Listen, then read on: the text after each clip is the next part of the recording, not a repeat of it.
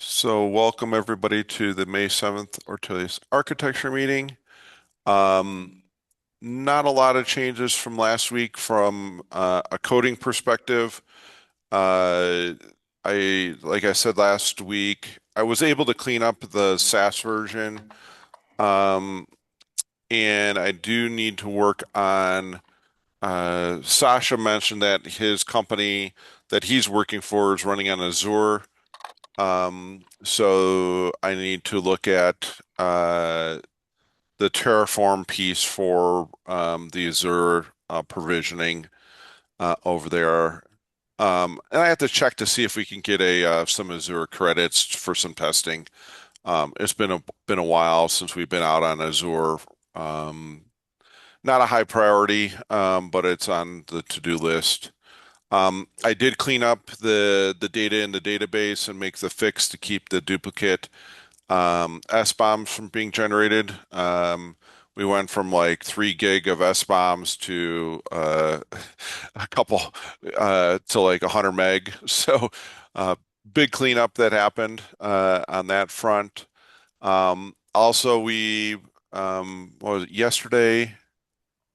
Well, a couple like over a week ago, we did some a deploy up applied for a grant to work with the Argonne National Lab and another open source group called HDF, which was like a file system group to do AI securing AI.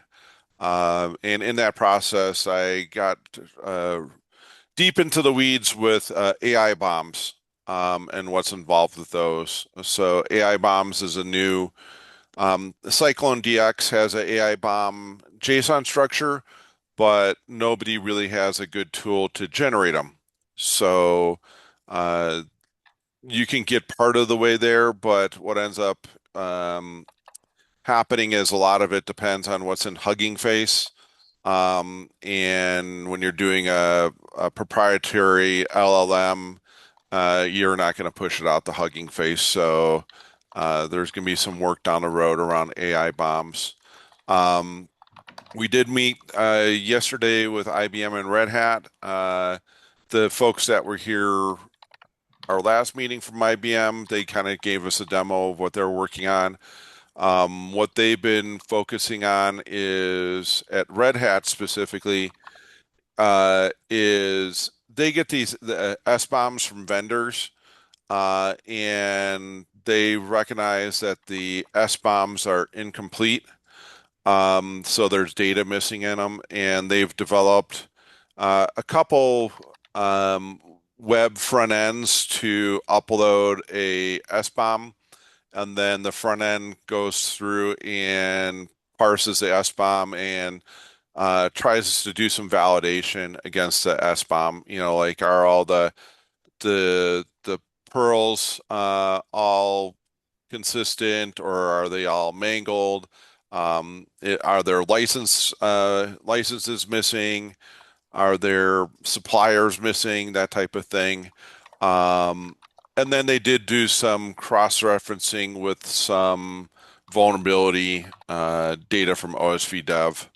Um, so it was the other thing that they were looking at was, you know, how old packages are.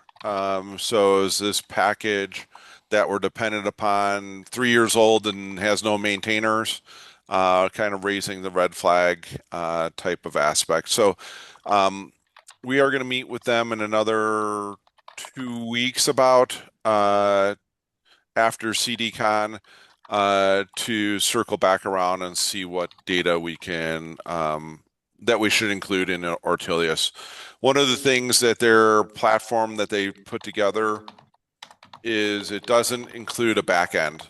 So it's literally point in time. I give you this S bomb and they'll interrogate it, but there's no back end to it. So they're because we have our back end, that may be a way we can fit in with them. And we'll have to figure out where we're going to put some of the data that they're interested in versus what we worry about. We've been mostly worried about vulnerability, high-end critical vulnerabilities versus did somebody forget to put their license file into their repo? So one extreme to the other extreme type of data that we're looking at. There was a little bit of overlap, but most of it was complementary between what they're doing and what we're doing. Tracy, did I miss anything on that? Seamus Law also he goes by Rogue. He did indicate that there were some things that he thought we should change in our front end. I don't know if you captured any of that.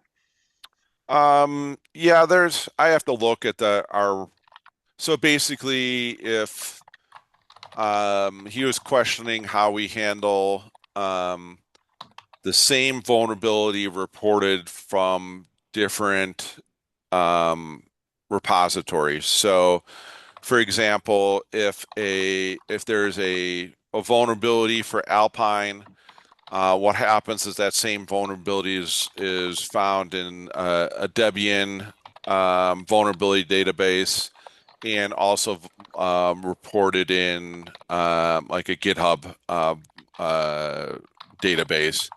So there's so all the CVE IDs are supposedly unique, but the reporting structure is slightly different. So I have to look at what we need to do on that front. I think we're covered, but I just have to look at dive into the actual logic of the database queries to see how things are being deduplicated on that front. Um, it's a minor thing, from our my perspective.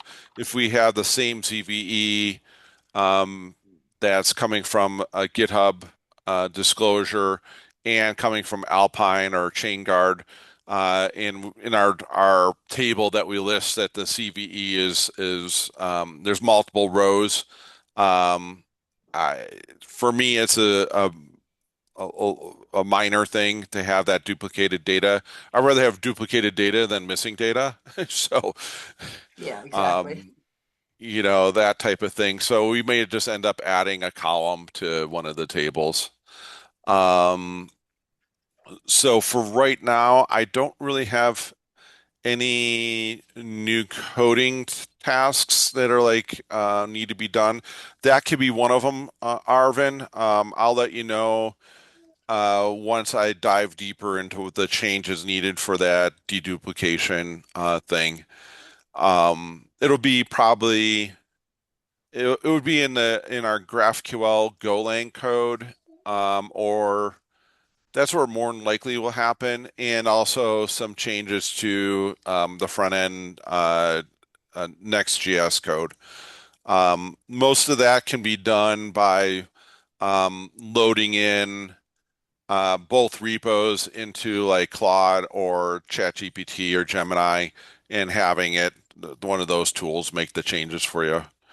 Um, so Uh, that, yeah, yeah, got it. Got it. I will just take a look at the GraphQL and the backend, and the front end will be the easier one. yeah, like I said, I'm finishing up some of this government paperwork and, um, I will try to get to it early next week, to look into what the changes are and create an issue and assign it to you. Awesome. Yeah. Thanks.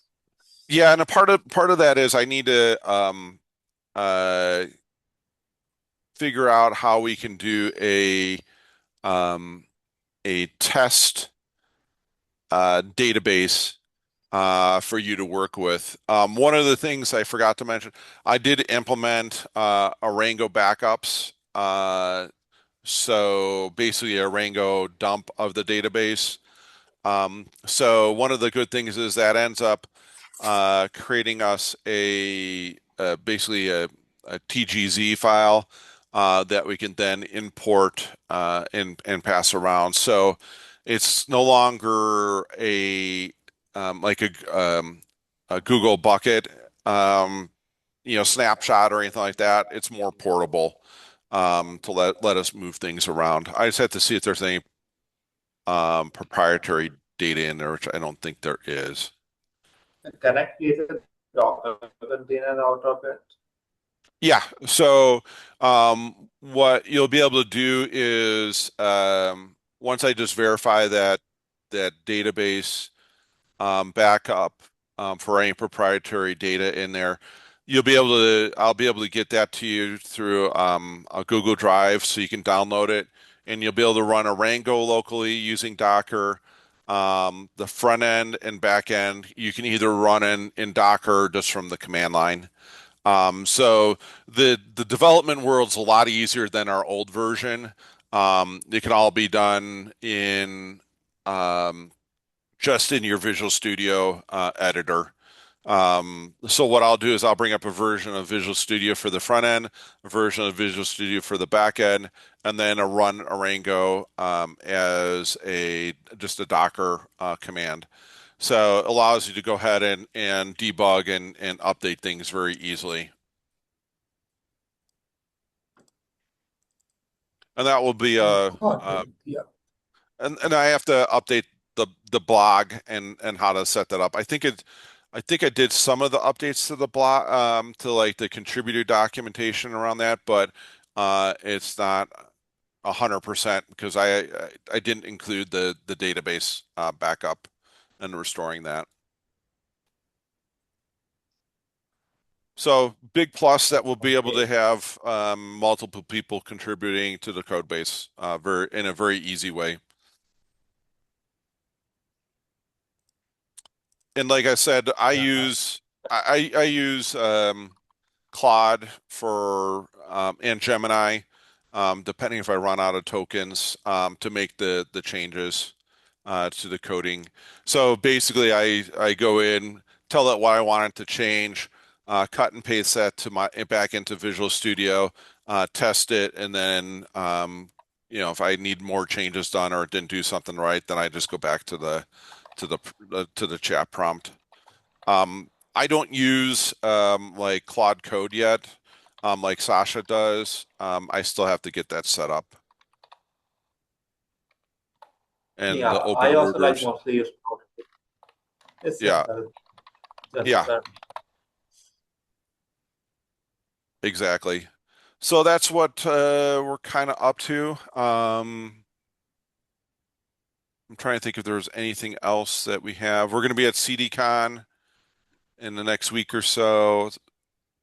So that's like the only other thing coming up. We do still need to dive into more of the videos, like the training videos type of things. Um, but we'll get there. Uh, we'll I have to get through the review the issues to see where we're at. I think there's some issues that we can clean up, and I'll create some new ones. Anybody else have anything that I may have sure. missed, or any questions? Alrighty, a short and sweet one, 15 minutes. Okay. Thanks, everybody, and stay posted. I will get those issues. I'll start working on those issues early next week. Yeah. Thank I you, will Steve. keep my eyes on it. Yeah. Thanks. Thank All you. right, thanks, everybody. Yeah, cheers. Bye. Cheers. Bye.